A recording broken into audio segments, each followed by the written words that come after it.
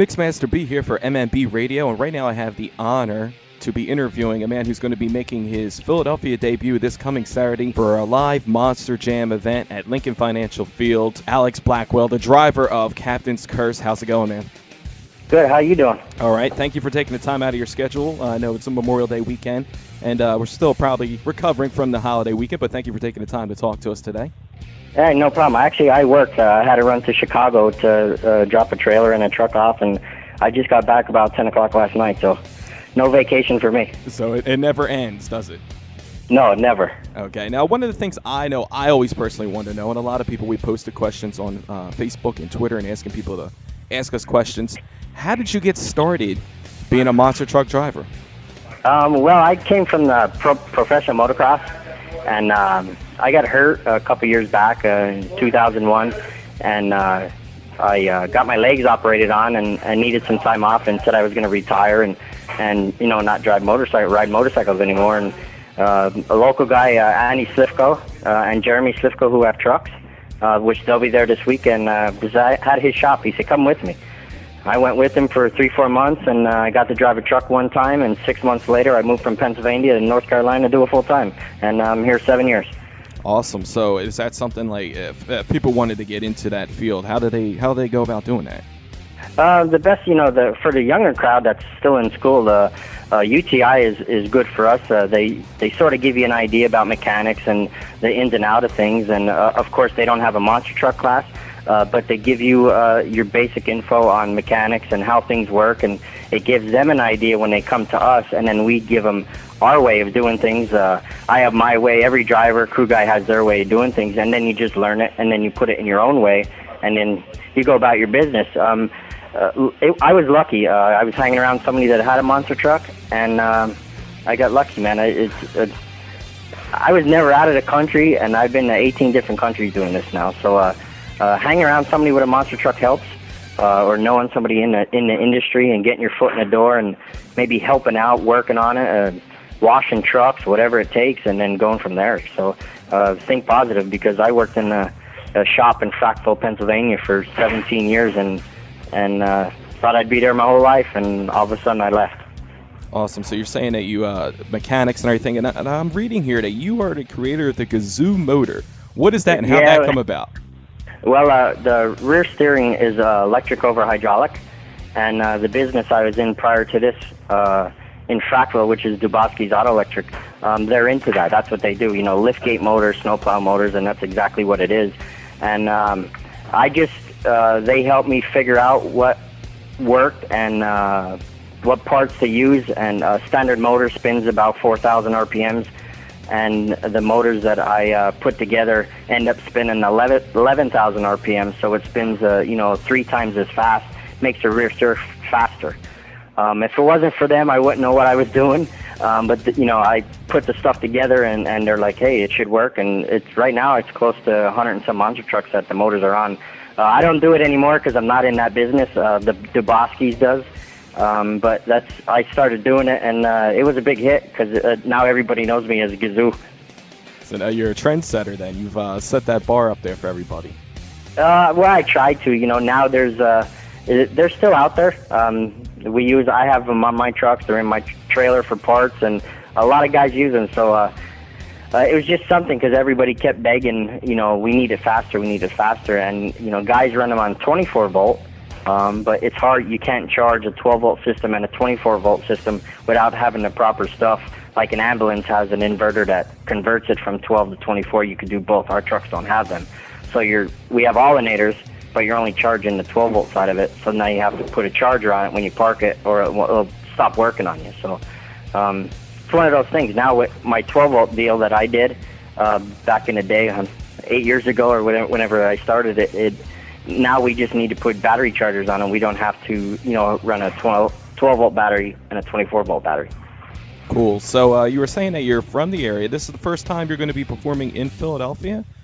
Yes, I actually did the little arena right there, the Spectrum, and 4 years ago, and it seemed like that was my hometown, and I had a lot of people there, and I rolled over like 4 times in 3 shows, and they're like, "I don't think we should send you back there. You did a lot of damage, But I was there last year crewing for Dennis Anderson with Gravedigger and Dustin Brown, his crew chief.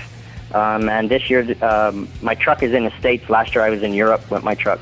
So they said, hey, how about doing Philly? And I'm like, heck yeah. So, of course, I got all my friends and family and people I don't even know calling me for tickets. Yeah, everybody wants tickets to the event. Of course. And speaking for tickets, if anybody's interested for tickets, monsterjam.com and ticketmaster.com. You can go ahead and get your tickets still available for this Saturday at Lincoln Financial Field.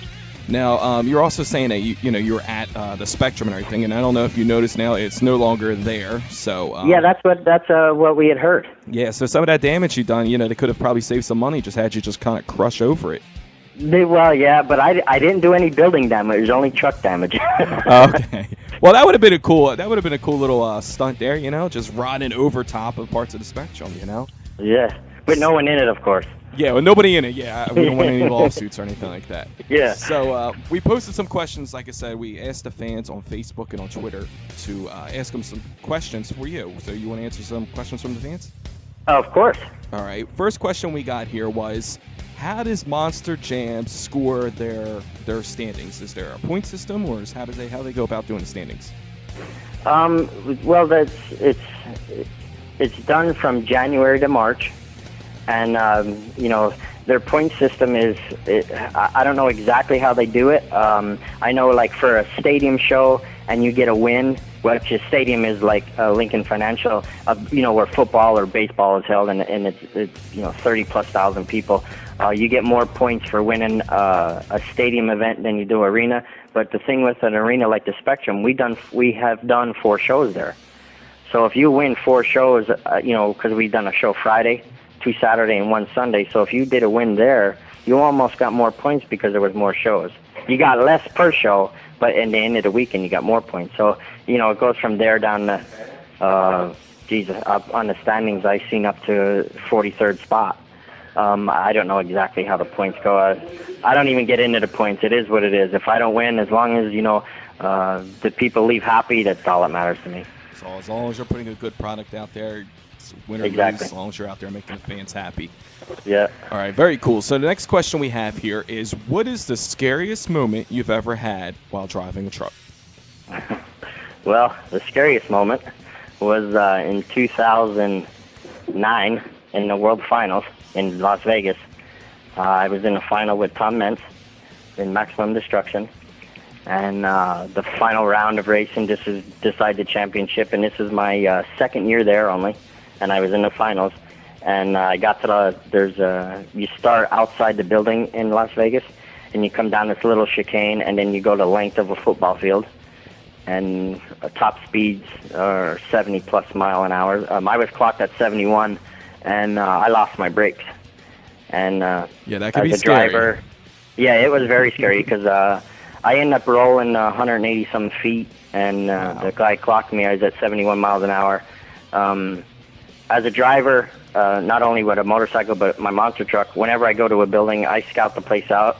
I look for spots on the building, maybe light fixtures, if you're in an arena, whatever. So I know if I get to this point, something's got to happen. If I'm in danger or something's broke or something, I need to either fix it. So I stop the truck, roll over, and I set my boundaries. And when I came down there and I pumped the brakes a few times and there was nothing there, and I was either going to head on to into the bleachers, or I was going to proceed to roll my truck. And to me, at the time, I decided to roll my truck because that was, to me, was the safest thing. And luckily, everything worked out. The safety holds that Monster Jam puts up and provides for our fans, as well as drivers and our tech staff, it worked. I ended up in the bleachers, but no one was hurt. I got out fine.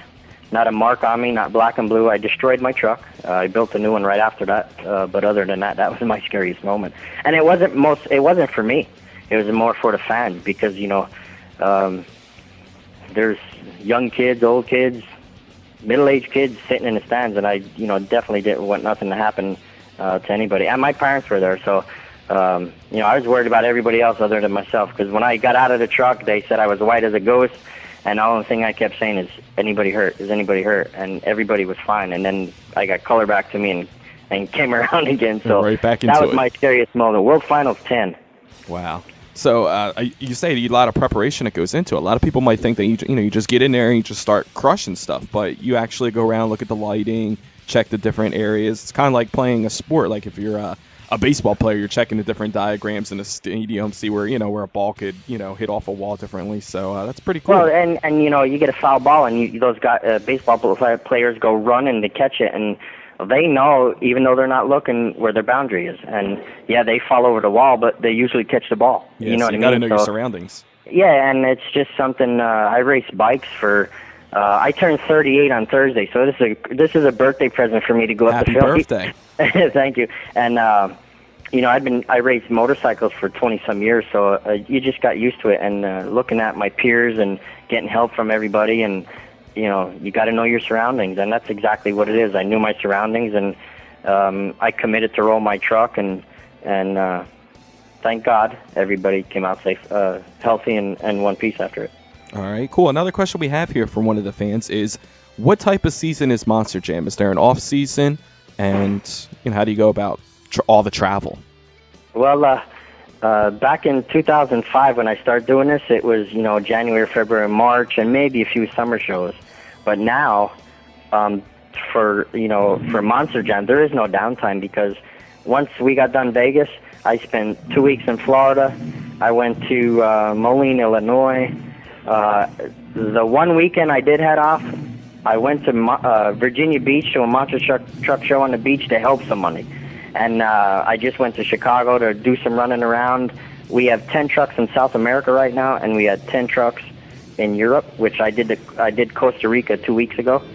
So there's no downtime anymore. It's to get time off, I got to put my notice in ahead of time, so I can either get somebody to fill my spot or make sure my truck's not running, and that's what I do. Just hopefully my truck ain't running, because I don't, right now the only person, the truck I'm driving back in 2007, Pablo Huffaker won the World Freestyle Championship in, and not long after that they asked me to drive it. So as of now, only Pablo and I had driven a truck, and my truck is really small. I don't know if you come to the building and hang out, I'll let you sit in my truck. I'm only 5'6", and it's tight for me. It's a 1941 Willys, and it's very, very small inside. Well, I don't know how two people fit in it went back in the day. Yeah, I was gonna say that's some tight quarters. Yes. So okay, so you say you're always on the run, always going to the next show and everything. When you do have downtime, what is it that you like to do? I have a Harley, so I like to ride my Harley. I also have me and my father have a 51 Mercury that's fully customized, that when I do go home and he falls asleep, I take it out and go cruise around, go miniature golfing or something, but mostly just my bike, man. My dad's been a Harley guy his whole life, and I said whenever I get, because I was always on dirt bikes, whenever I get a street bike, it's going to be a Harley, and I have a 2003 100th anniversary Harley. Nice. That I put a lot of miles on. I'm in North Carolina right now, and I go back and forth to home, and it's 440 miles. And a Friday night, I'll just pick up and leave, go home for a day and a half, and turn around and come right back. Cool. So we got a couple more questions here from the fans. One of the fans wanted to know, they have the Monster Jam video games. Are you into the Monster Jam video game, and do you use that as like a way to practice and train? Actually, I've never played it. I don't have Wii, and I don't have PSP2 or any. The only thing I have is a Nintendo, which I got like 33 years ago, and I've never played it. So I've watched people play it, but without having it and work. And I work a lot of hours. I probably work too many hours. So when I get home, I usually eat and clean my bike or go right to bed, because I don't know why, but I like to work for some reason. Everybody thinks I'm crazy. Hey, practice makes perfect. You gotta stay on the hustle. Yeah, maybe I should get the game. I might be a little better at driving. I remember you talking about the old Nintendo. I can remember as a child having the Bigfoot game. You just all you had to do is press left and right really quick to get up the hill. Yeah, and that's worth a lot of money right now. Yeah, that's one of those collector items. And now the new games, you see so many of the drivers using it as like a tool now to actually like simulate. So it's pretty cool what they're able to do with the video games. Right. Yeah, the new Path of Destruction is awesome. They were playing it at the shop one day, and the two of the boys that are game guys, they play it all the time, and I'm like, wow, that is so cool. It's so realistic, and the noises. It's just amazing what you could do with these trucks on a game. You know, so maybe I should get it. Maybe I should bet. Maybe I should talk to somebody and hook me up with a game or something like that. Yeah, we got to get Captain's Curse in the game. Yeah, I know. I seen that. Everybody says, "Hey, we play on the game all the time." And boy, this weekend, talking to his father, and he said, "My son plays you all the time, and he won't let no one else use your truck." So I guess I have to send him a check or something. Yeah, I was gonna say that's a nice little endorsement there. Yeah. All right. So another fan wanted to know, what type of music do you listen to? Like, how do you prepare for an event? Do you listen to any kind of music to kind of get you in the zone? I listen to country. You know, I listen to anything, but country is my main deal. I say I don't have rituals, but I do. You know, I have a lucky penny I have on my shoe that if it's not there, I panic until I find it, and nothing. It's usually, you know, you're busy till the last minute, and they're like, "Get in your truck, hurry up." So, nothing really sticks out. Just on the way there, you know, listen to country or Three Doors Down or Nickelback or something like that, but nothing sticks out in my head, really. All right, cool. So then Saturday there happened a pit party. You going to be available there to sign autographs, and are you going to? I sure will. All right, awesome. So fans can see you there. That starts at 3 o'clock at Lincoln Financial Field. And again, if you're interested in getting tickets, monsterjam.com, ticketmaster.com. June 4th, Lincoln Financial Field, home of the Philadelphia Eagles. Alex, we thank you again for taking the time out of your busy schedule. I know you got a bunch of things to do and prepare for the next event. I just finished working on my truck. I polished her all up. She's looking really nice and clean, and we're loading trailers now and going to load trucks here shortly, and should be a good time. And check out Gravedigger the Legend, which is Adam Anderson, Loopy Sosa with Grinder, and I believe a couple other trucks are going to be out at Advanced Auto Parts stores throughout Philly. I know Loopy and Grinder is like 20 miles away, but if you go on the Monster Jam's site, it should show all the displays, and or go on the Monster Truck boards, man. These guys that are on the Monster Truck boards really follow us, and we appreciate it, and they let everybody know where we're at. Or you see one display, ask them. They'll tell you where the next guy is. So stop out and see us. It'll be Friday, I think from 2 to 6 at some of the Advanced Auto Parts throughout the area. All right. Thank you once again, Alex, for taking the time out, and we'll be catching up with you Saturday at Lincoln Financial Field. All right. Thank you, sir. All right. Thank you. This is Alex Blackwell, driver of the Captain's Curse Monster Truck, listening to Mixmaster B on MMB Radio.